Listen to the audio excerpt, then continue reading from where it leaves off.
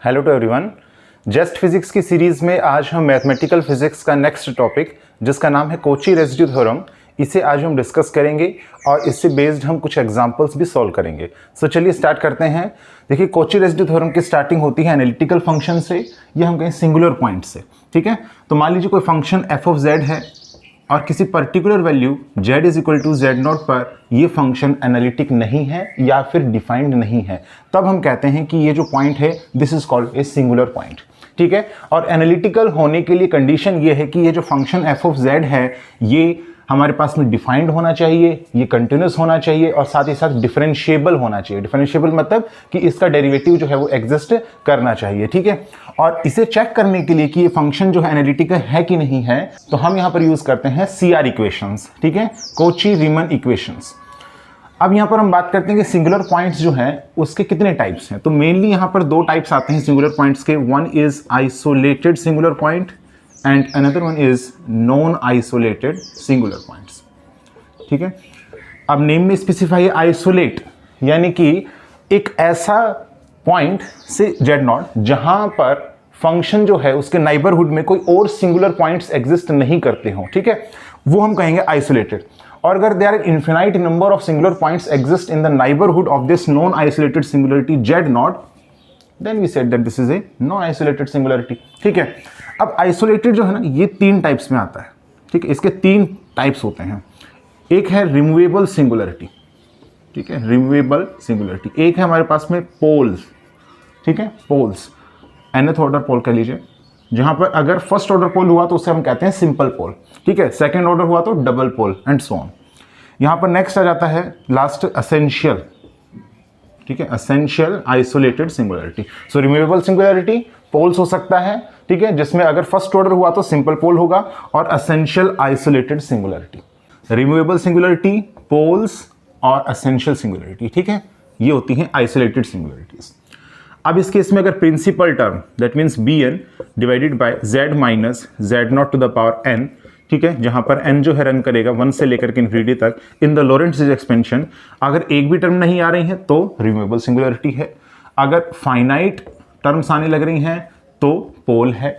अगर infinite term आने लग रही है तो एसेंशियल सिंगुलरिटी है। ठीक है, नेक्स्ट मैंने बात किया कि कोई शॉर्ट ट्रिक है इसका चेक करने का। Yes, limit z tends to z not f of z की वैल्यू फाइंड आउट कीजिए।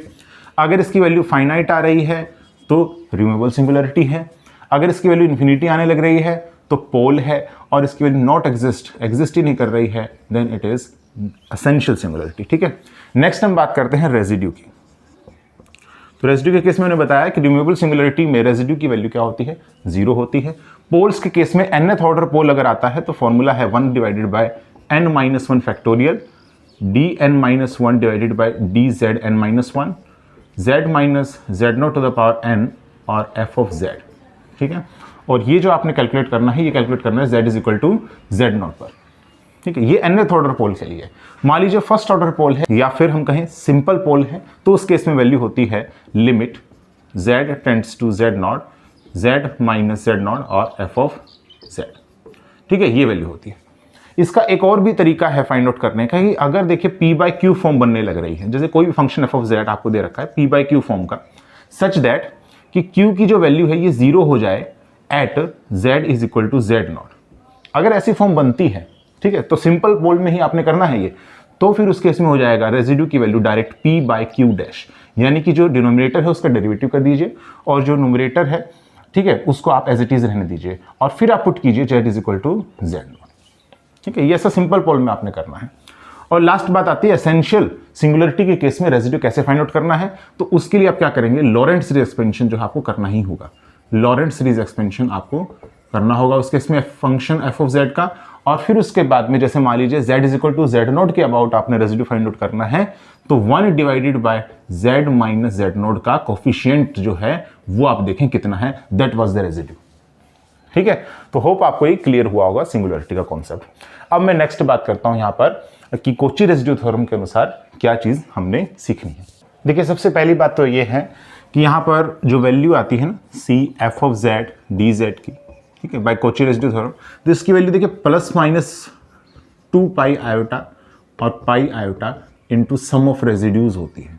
ठीक है, आप देखते हो कई बार जो है आपकी बुक्स में यहाँ पर प्लस लिया होता है, कई बार माइनस, कई बार 2 पाई आयोटा लिया होता है, कई बार पाई आयोटा।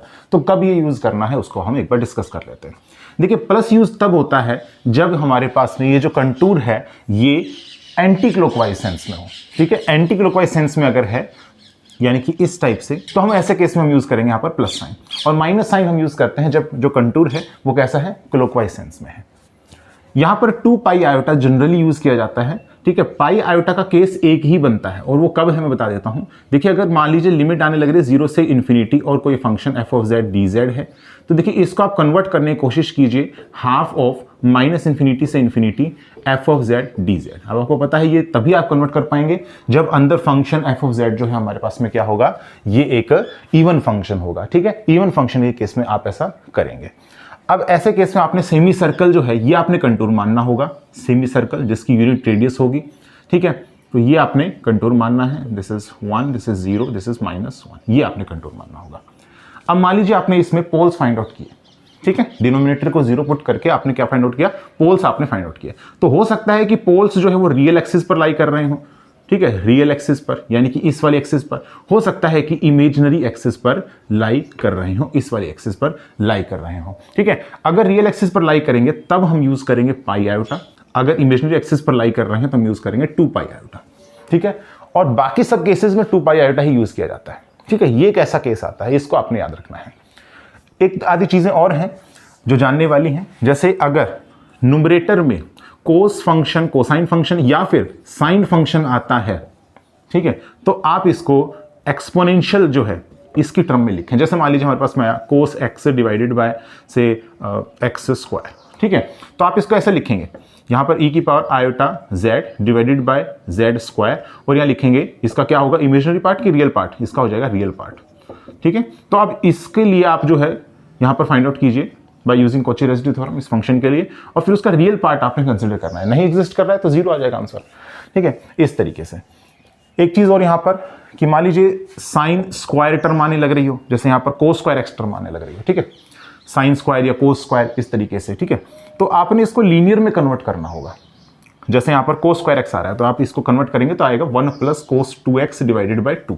ऐसा आप लीनियर में इसको चेंज कर लें।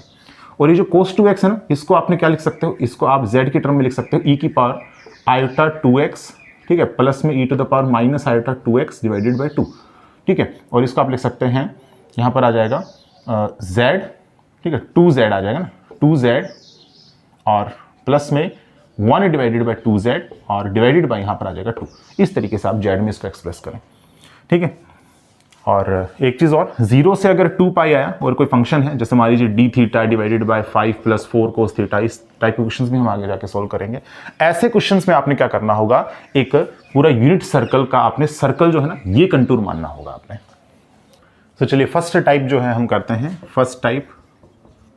ठीक है, रिमूवेबल सिंगुलरिटी से बेस्ड क्वेश्चन है जिसमें गिवन है कि इसकी वैल्यू हमें फाइंड आउट करनी है। So this is contour c. ठीक है, इसके अबाउट ये इंटीग्रल है sine z divided by z और डी जेड। ठीक है, where c is defined as z minus 1 this is equal to 2। ठीक है, देखिए इसका मतलब ये होता है z minus z not this is equal to r. That means यहाँ पर 1 को सेंटर मानते हुए 2 का रेडियस का जो है हमें एक सर्कल बनाना है। ठीक है, तो आ जाएगा 0 1, ये आ जाएगा 2, ये आ जाएगा 3, ये -1। तो 1 को सेंटर मानते हुए तो ये आ जाएगा इस टाइप से। ठीक है, अब पोल्स कहाँ पर जो है यहाँ पर एग्जिस्ट कर रहे हैं, तो देखिए डिनोमिनेटर की वैल्यू हमने 0 पुट करनी है, तो z इज इक्वल टू 0 आ जाएगा। ठीक है, यहाँ हम कहें z not is equal to 0 आ जाएगा।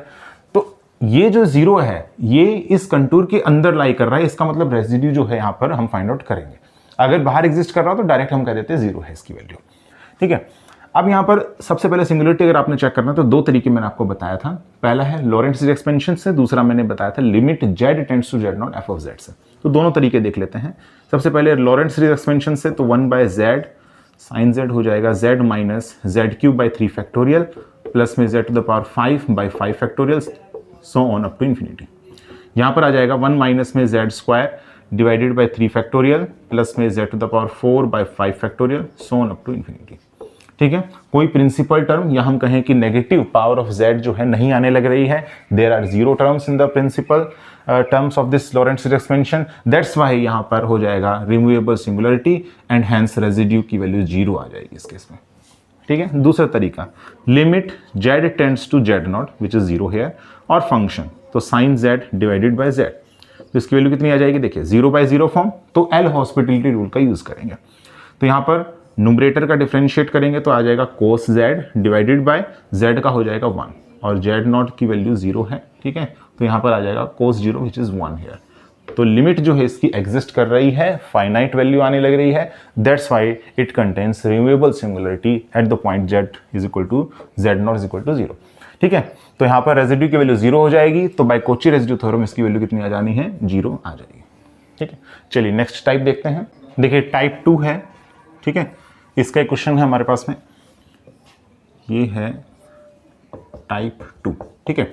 ये क्लोज्ड कंटूर C है, z divided by z square minus में 1 dz, ठीक है। और ये कंटूर जो है it is defined as z minus 1 this is equal to 1, ठीक है। तो ऑब्वियसली 1 को सेंटर मानते हुए 1 का रेडियस का जो हमें सर्कल ड्रॉ करना है, तो ये 0 हो जाएगा, ये 1 हो जाएगा, ये 2 हो जाएगा, ठीक है। तो इस तरीके से आप इसको ड्रॉ करेंगे,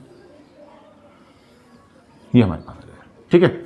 अब पोल्स कहाँ पर एग्जिस्ट कर रहे हैं, देखिए यहाँ पर z square minus 1 this is equal to 0, so z square is equal to 1, z is equal to plus minus 1, तो प्लस 1 और माइनस 1, पर क्योंकि माइनस 1 जो है ये आउटसाइड दिस कंटूर C है, इसलिए यहाँ पर इसके कोरस्पॉन्डिंगली रेजिड्यू कितना हो जाएगा, 0 हो जाएगा। तो 1 के कोरस्पॉन्डिंगली हमने चेक करना है, ठीक है। तो 1 जो है ये कैसा है, देखिए इस केस में यहाँ पर फर्स्ट ऑर्डर पोल है, यानी कि सिंपल पोल है, ठीक है। तो सिंपल पोल के केस में हमने आपको बताया था 2 तरीके हैं कि limit z tends to z0, z minus z0 f of z, या तो आप ये पुट कीजिए, ठीक है, या फिर आप ये भी कर सकते हैं p/q की फॉर्म बनाइए जहां पर q की वैल्यू 0 आ जानी है। तो देखिए इसको आप ऐसे लिख सकते हैं z डिवाइडेड बाय z और प्लस 1, ठीक है, और डिवाइडेड बाय ये आ जाएगा z माइनस 1। तो आप देख सकते हैं z इज इक्वल टू 1 पर इसकी वैल्यू जो है यहाँ पर p/q फॉर्म बन रही है, तो q की वैल्यू कितनी आ जानी है, 0 आ जानी है, ठीक है। तो यहाँ पर आपने क्या करना है, इसका रेजिड्यू कितना हो जाएगा, p/q डैश होता है, ठीक है, p/q डैश होता है, तो p को एज इट इज रहने दीजिए और इसका आपने डेरिवेटिव करना है। तो z माइनस 1 का डेरिवेटिव कितना होगा, 1 हो जाएगा, तो इसको यहाँ से हटा दीजिए, ठीक है। और यहाँ पर इसके अंदर आपने पुट करना है z is equal to z0 which is here plus 1 है, ठीक है। तो यहाँ पर आ जाएगा 1 डिवाइडेड बाय 1 प्लस 1 2, तो रेजिड्यू इसका हो जाएगा हाफ, और इसको आप मल्टीप्लाई करेंगे 2 पाई आयोटा से, ठीक है। कंप्लीट सर्कल है, 2 पाई आयोटा से मल्टीप्लाई करेंगे तो इसके लिए आ जानी है पाई आयोटा, ठीक है। चलिए नेक्स्ट क्वेश्चन डिस्कस करते हैं।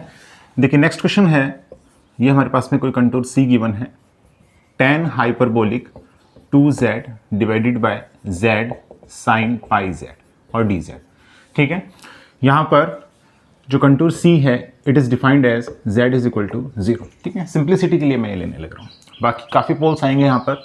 देखिए पोल्स अगर हमने फाइंड आउट करना है तो कैसे फाइंड आउट करेंगे, इस केस में कहाँ पर पोल्स एग्जिस्ट कर रहे हैं। ये tan हाइपरबोलिक है, तो इसका आप लिख सकते हैं sine hyperbolic 2z divided by cos hyperbolic 2z। तो या तो देखिए z इज इक्वल टू 0 हो सकता है, या फिर हो सकता है कि साइन पाई z की वैल्यू 0 हो जाए, ठीक है, that means sine n pi, और इसे that z is equal to n pi. या हो सकता है इस टाइप से कि कोस हाइपरबोलिक 2z जो नीचे आएगा वो भी 0 हो सकता है, तो कोस हाइपरबोलिक 2z ये भी हो सकता है 0, ठीक है। और कोस हाइपरबोलिक का मतलब e की पावर 2z और प्लस में e की power minus 2z divided by 2 this is equal to 0, पर उधर जाकर के वो तो 0 हो जाना है, ठीक है। तो ये आ जाएगा e to the power 2z this is equal to minus e to the power minus 2z, और इसे that e to the power 2z, और यहाँ आ जाएगा प्लस में 2z this is equal to minus 1, so e to the power 4z, और minus 1 आता है e to the power iota 2n plus 1 of pi, ठीक है। तो यहाँ से आ जाएगा z की वैल्यू, यहाँ से आ जाएगा आयोटा और 2n प्लस 1 और पाई डिवाइडेड बाय 4, ठीक है। ये हमारे पास में n की वैल्यू जो रन करेगी वो 0 1 2 3, ठीक है, ये हमारे पास में वैल्यूज होंगे। और अगर हम इस केस में बात करें z is equal to n pi, तो इस केस में n की वैल्यू जाएगी 0 प्लस माइनस 1 प्लस माइनस 2, ठीक है, सो। अब यहाँ पर हमने z is equal to 0 correspondingly यहाँ पर फाइंड आउट करना है। तो सिंपली आप क्या कर सकते हैं, क्योंकि मुझे साइन पाई z और tan हाइपरबोलिक 2z का अगर लॉरेंट्ज़ एक्सपेंशन याद है तो आप डायरेक्ट कर सकते हैं। tan हाइपरबोलिक x का जो हमारे पास में सीरीज होती है वो है x माइनस में x क्यूब बाई 3 प्लस में x to the power 5 by 15 and so on up to infinity. Sine x की जो हमारे पास में सीरीज होती है वो है x माइनस में x cube by 3 factorial plus में x to the power 5 by 5 factorial and so on up to infinity. तो अगर यहाँ पर हम पुट करें तो आ जाएगा, देखिए यहाँ पर 2z माइनस में 2z की पावर 3 डिवाइडेड बाई 3 प्लस में 2z to the power 5 by 15 and so on up to infinity divided by, यहाँ आ जाएगा z और साइन पाई z, ये हो जाएगा z माइनस में z cube by 3 factorial plus में z to the power 5 by 5 factorial up to so on infinity. ठीक है, अच्छा ये जो z है ये कैंसिल हो जाएगा यहाँ पर, देखिए ये यहाँ से, ठीक है, ये z स्क्वायर हो जाएगा, ठीक है, और यहाँ पर ये 2 का क्यूब हो जाएगा, ठीक है, ये 2 टू द पावर 5 और ये हो जाएगा z to the power 4 and so on. ठीक है, अब यहाँ पर देखिए इस केस में आप z को अगर कॉमन ले लेते हैं, बाहर ले लेते हैं एक z को, तो यहाँ पर आ जाएगा 1, है ना, और फिर आप इसको ऊपर ले जाइए, इसकी पावर आ जाएगी -1, बाइनोमियल एक्सपेंशन कीजिएगा वहाँ पर। वैसे भी मैं डायरेक्टली बता सकता हूँ यहाँ से चेक करके कि यहाँ पर 2, ठीक है, अच्छा एक चीज़ और, पाई z है ना, तो पाई z आएगा यहाँ पर, पाई z का cube, pi z to the power 5 so, ठीक है, तो मैं डायरेक्ट यहाँ से ये देख के बता सकता हूँ कि पाई z आपने यहाँ से कॉमन लेना है, तो 2 डिवाइडेड बाई पाई z, ठीक है, और जो भी टर्म हमारे पास देखिए यहाँ पर तो 1 आ जाएगा, ठीक है, 1 माइनस में जो भी चीज़ें हैं ये सब इन्फिनिटी तक, और जब आप एक्सपोनेंशियल करेंगे तो फर्स्ट टर्म तो यहाँ पर 1 ही आएगी, है ना, पाई z कॉमन लेने के बाद में, तो 1 माइनस में यहाँ पर आ जाएगा पाई z का square divided by 3 factorial so on, ठीक है, अप टू इन्फिनिटी। तो यहाँ पर आपको जो टर्म मिलेगी ना 1/z का कोफिशिएंट वो मिलेगा 2/पाई, ठीक है, मिलने भी लग रहा है यहाँ पर, तो 2 डिवाइडेड बाई पाई ये आपके पास मिलेगा यहाँ पर, ठीक है, और इसको आप मल्टीप्लाई कर दीजिए 2 पाई आयोटा से, तो यहाँ पर आ जाएगा पाई से पाई कैंसिल और आंसर आ जाएगा 4 आयोटा, ठीक है, 4 आयोटा हमारे पास में आंसर आ जाएगा। और अगर आप रेजिड्यू के डायरेक्ट फॉर्मूला जानते हैं तो वहाँ से भी कर सकते हैं। ऑब्वियसली z यहाँ से एक तो 0 आने लग रहा है ना, एक z इज इक्वल टू 0 यहाँ से आने लग रहा है, और जो कोस हाइपरबोलिक 2z जो नीचे आएगा ना, ठीक है, उसमें अगर हम चेक करें तो उसमें तो 0 नहीं आएगा, उसमें क्या आने लग रहा था, iota pi by 4, iota 3 pi by 4, ठीक है, आयोटा 5 पाई बाई 4, तो z इज इक्वल टू 0 इन दोनों टर्म से आने लग रहा है। तो ऑब्वियसली यहाँ पर z की पावर 1 है, यहाँ पर भी z की पावर 1 है, दोनों को जोड़ दें तो 1 + 1 दैट मीन्स 2 है, तो पोल का जो ऑर्डर है ना यहाँ पर इस केस में कितना है, 2 है। तो आप ये जो पोल का ऑर्डर है ना 2, इसका आप फॉर्मूला लगाइए, तो dn-1, ठीक है, d/dz, ठीक है, z minus z0 which is 0 है, तो z का स्क्वायर हो जाएगा, ठीक है, और फंक्शन tan हाइपरबोलिक 2z है और डिवाइडेड बाय z और साइन पाई z, ठीक है, और z इज इक्वल टू 0 पर आप इसको फाइंड आउट कर रहे हैं, ठीक है, ये तो इससे कैंसिल हो जाएगा, इस तरीके से आप कीजिएगा, ठीक है। अब यहाँ पर आपने डिफरेंशिएशन वाला फॉर्मूला, ठीक है, डिफरेंशिएट कीजिए आपने, और फिर इसके बाद अगर 0/0 फॉर्म बन रही है, एलोस्पेटिलिटी रूल लगेगा यहाँ पर, ठीक है, तो आप वहाँ से आप इसको करिएगा, काफ़ी लंबी कैलकुलेशन जाएगी यहाँ से, ठीक है, इसलिए मैंने आपको लॉरेंस सीरीज एक्सपेंशन से डायरेक्ट बता दिया। देखिए और भी 3-4 टाइप्स आते हैं, तो उसको हम नेक्स्ट वीडियो में डिस्कस करेंगे, क्योंकि ये काफ़ी लंबी चली जाएगी वीडियो। तो यहाँ पर हम जो वो टाइप्स हैं उनको एक बार डिस्कस कर लेता हूँ वैसे, ठीक है। तो जैसे टाइप नंबर जो 3 है ना, वो आपके पास हो सकती है 0 से लेकर के 2 पाई तक डी थीटा डिवाइडेड बाय, यहाँ से आ सकता है कोई भी क्वेश्चन लीजिए 5 + 4 कोस थीटा, ठीक है, ये ले लीजिए, ठीक है, साइन थीटा भी हो सकता है, तो इसकी वैल्यू ऑब्वियसली सेम आनी है, 2 pi divided by under root में यहाँ पर होता है a + b, तो a² माइनस में b² दैट मीन्स हेयर 5 का स्क्वायर माइनस 4 का स्क्वायर 25 माइनस 16 हो जाएगा यहाँ पर, ठीक है, और यहाँ से आप वैल्यू कैलकुलेट कर लीजिए। टाइप नंबर 4 यहाँ पर हो सकता है ln x में हो, तो ln x divided by 1 + x² dx, ठीक है, 0 से लेकर के इन्फिनिटी तक या माइनस इन्फिनिटी से इन्फिनिटी तक, ठीक, कैसा भी क्वेश्चन दे सकता है। टाइप 5 जो है वो ये हो सकता है कि ऊपर जो है कोस या साइन का फंक्शन दे दे, जैसे कोस z डिवाइडेड बाय 1 + z इसका होल स्क्वायर, हो सकता है कोस x दे दे आपको, ऐसा भी हो सकता है कोस x दे दे, ठीक है, 1 + x का होल स्क्वायर 0 से लेकर के इन्फिनिटी तक या माइनस इन्फिनिटी से इन्फिनिटी तक भी दे सकता है, ठीक है, माइनस इन्फिनिटी से इन्फिनिटी तक इसकी वैल्यू फाइंड आउट कीजिए। और टाइप नंबर 6 ये हो सकता है कि हो सकता है आपको कोई कंटूर पहले से गिवन हो, ठीक है, जैसे कोई रेक्टेंगल गिवन है आपको और फंक्शन f(z) गिवन है और आपने कोची रेसिड्यू थ्योरम का यूज करते हुए इंटीग्रल की वैल्यू फाइंड आउट करनी है, ठीक है, this is closed counter C, this is closed counter C, तो दिस इज एंटी क्लॉकवाइज, ठीक है। तो हम देखेंगे कि इसके अंदर कहाँ पर पोल्स जो है लाई कर रहे हैं, अगर आउटसाइड कर रहे होंगे तो फिर आप उनको जो है यहाँ कंसिडर नहीं करना है। जैसे CSR नेट दिसंबर 2019 असम मेघालय वाले पेपर में ये वाला क्वेश्चन आया था, ठीक है, इंपॉर्टेंट है, रेक्टेंगल दिया है, हो सकता है सर्कल भी दे दे, ठीक है। ये जो 4 टाइप्स आती है ना हमारे पास में, इनको हम जो है नेक्स्ट लेक्चर में डिस्कस करेंगे। कोई और टाइप सामने आती है अगर जेस्ट के प्रीवियस क्वेश्चन करेंगे तो उनको भी हम एक बार देख लेंगे। तो होप आपको आज का लेक्चर पसंद आया होगा। अगर ये लेक्चर पसंद आया है तो आप इसे लाइक कीजिए, कमेंट कीजिए, शेयर कीजिए और चैनल को सब्सक्राइब करना ना भूलें। Thank you.